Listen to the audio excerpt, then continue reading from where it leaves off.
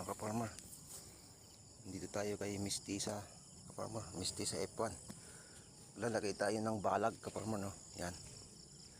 Yung mga kinuha natin dito sa kabila, lilipat natin dito ka-farmer. Yan na yung ating Mistisa ka-farmer, oh. Yan.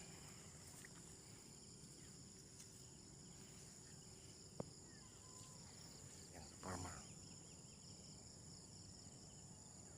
yung ating Mistisa. At tayo lalagay na ka-farmer. At kailangan na natin itong malagyan ka-farmer dahil dun sa kabila tutukan na naman namin yan na maglalagay na kami ng ka-farmer Atlas twine para sa akyatan nila dahil tumumba na, no, ka-farmer. Yan.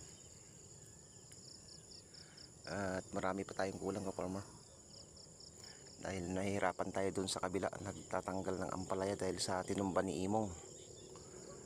At pagkatapos niyan ka-farmer, no, dito tayo sa patula, tatanggal din tayo dito. Pero maraming bunga ka-farmer, no.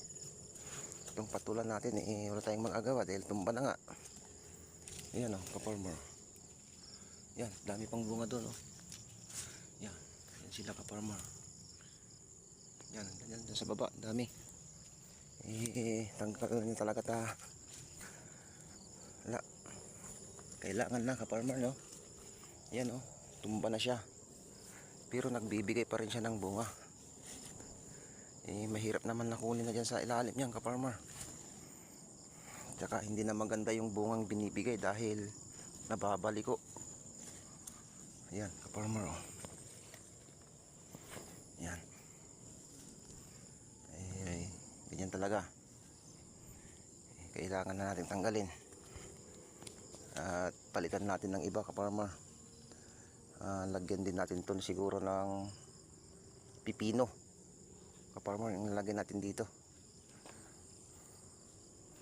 Dito naman sitaw. Ito yung mga puno ng ampalaya natin ka-farmer, ang lalaki. Pero talagang wala ka-farmer. Tinumba ni Bagyong Imo. Ayan, oh, kapal ng ugat ka-farmer, oh. Oh, yan ang ugat ng ating ampalaya, ang lalaki ng kahoy ka-farmer, oh. Yan.